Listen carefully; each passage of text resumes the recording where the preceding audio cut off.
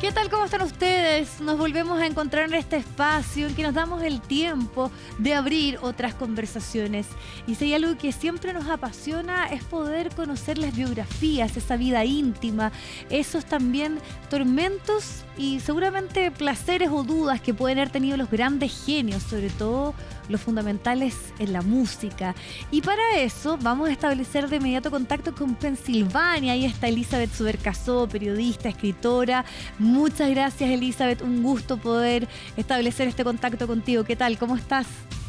Gracias a ustedes. Muy bien, en el verano de Pensilvania. Sí, mándanos un poco de calor, que aquí seguimos con el frío en el invierno en Santiago. Pero quiero destacar, y ya tengo acá en mi mano, uno de tus últimos libros, tu libro número 36, pero te conocíamos en la sátira, en la crítica social. Tú tienes un nombre a partir un poco de todo el trabajo que has realizado, tus investigaciones, pero en el último tiempo te has concentrado en estos grandes genios de la música. Tienes una vinculación familiar también de la cual nos vas a contar, pero en este caso lo que queremos destacar es el trabajo en esta biografía de Bach.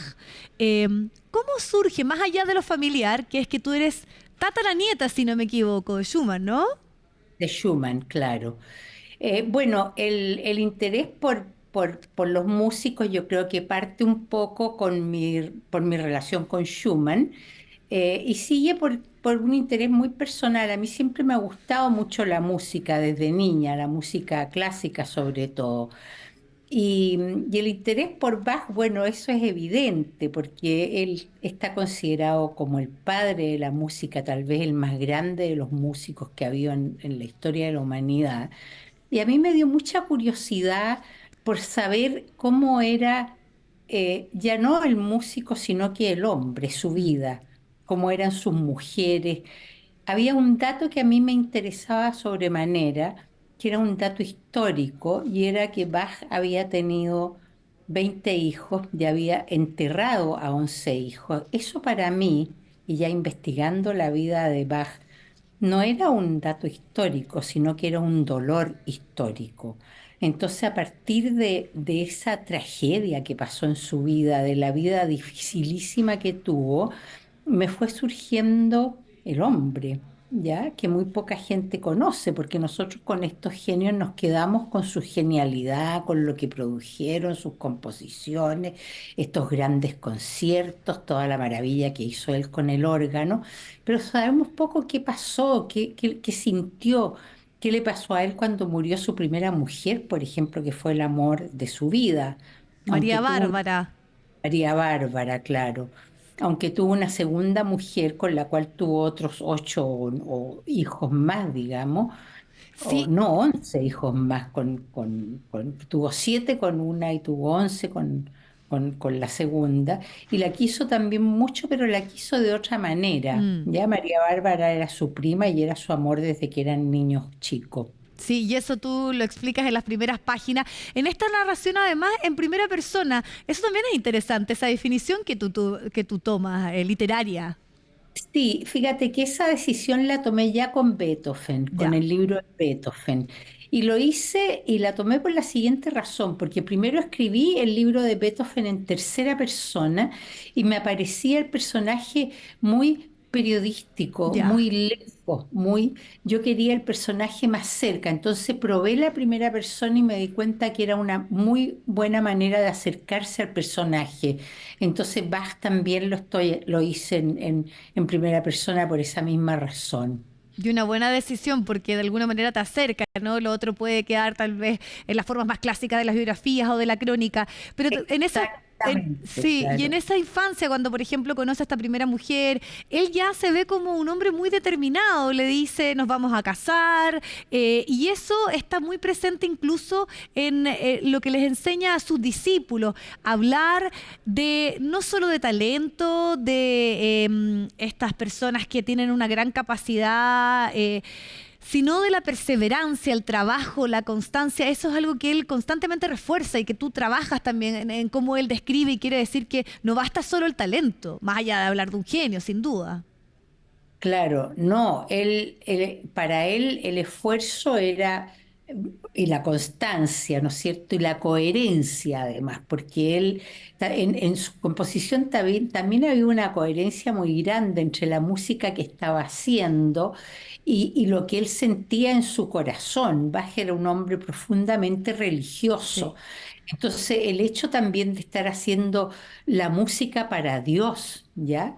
Y por Dios, en quien él creía firmemente y en quien él se apoyó en todos los dolores de su vida, yo creo que eso también le dio mucha coherencia a su trabajo y lo empujó mucho a hacer el tremendo esfuerzo que hizo, porque piensa tú, Viviana, que Bach, estamos hablando de una persona pobre, Mm, con una caterva de niños a los que había que alimentar en el siglo XVII-XVIII, que fue un momento terrible en sí. Europa y particularmente en Alemania, después de la tremenda guerra, hambre, frío, muertes muy tempranas. Era una época muy, muy dura. ¿Y para qué te digo nada si eran muy pobres como eran los Bach? Sí, Elizabeth, bueno, y ahora hablemos un poco del proceso. Tú decías, hay una vinculación especial, incluso familiar con Schumann, pero también está este trabajo de Bach, está el de Beethoven. ¿Cuánto tiempo te toma? ¿Cómo te vas nutriendo? Sé que esto requiere de una preparación de mucha lectura, no solo en español, sino en inglés. Cuéntanos de aquello. Mira, mucha lectura. Yo partí haciendo Schumann y la Clara Wieck, que son mis tatarabuelos. Seguí con Brahms, después con Beethoven, ahora con Bach y con Wagner, que ya está listo y que va a final del año. Y ahora estoy empezando a trabajar a Tchaikovsky. Esto se hace, es un proceso largo, difícil.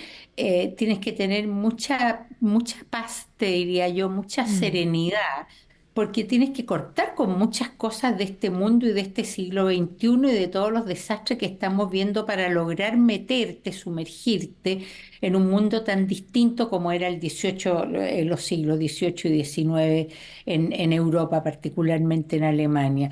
Entonces, este es un proceso de investigación que se hace sobre la base particularmente de lectura de todo lo que se ha escrito sobre ellos, todas mm, las biografías, ensayos, etcétera, y lo que ayuda muchísimo son las cartas, porque la manera de comunicarse de ellos en ese momento, sin redes para comunicarse como ahora, era siempre por carta. mm, Entonces, ese es un material valiosísimo cuando tú quieres entrar a la sí. persona, al espíritu de la persona, porque en las cartas está la intimidad. Sí, y perdona la obviedad que te voy a preguntar, pero ¿los escuchas mientras estás en eso? Y te lo pregunto porque también en el caso de Bach y toda esta vinculación con lo religioso, con la Biblia, incluso con sus anotaciones, después grandes pensadores y pensadores que obviamente no estaban en esa misma línea, estoy pensando en Nietzsche o aquellos que han hablado un poco de la grandilocuencia, de lo que significa su música, Goethe, entre otros, que destacan también precisamente a Bach, más allá de que su inspiración y su mayor idea o necesidad era siempre que esta música hablara precisamente de lo divino, de lo que estaba fuera del alcance de lo humano.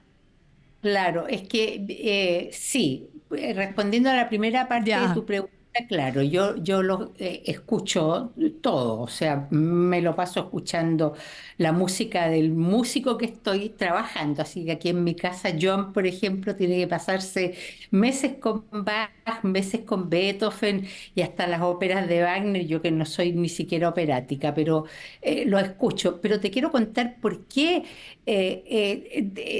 se quedaron tan impactados con esta grandilocuencia de sí. Bach que llaman, porque lo que hace Bach con el órgano es una cosa absolutamente sorprendente. El órgano antes de Bach se escuchaba un instrumento de iglesia, un poco aburrido, ¿no es cierto? Pero llegó Bach, llegó este genio y le sacó a ese instrumento maravilloso todo su potencial, toda la potencia. Si tú pones un concierto de Bach en órgano, te vas a enamorar del órgano, porque vas a decir, pero por Dios, este instrumento, porque tiene una magnificencia que la gente no conocía Mm, antes, porque no había llegado nadie a sacarle eso. Y Bach no solo, hay una cosa muy curiosa de él y es muy interesante también, que no solamente le sacó la música que compuso para el órgano y por el órgano para Dios, ¿no es cierto? Sino que además él entendía del órgano, del instrumento propiamente tal,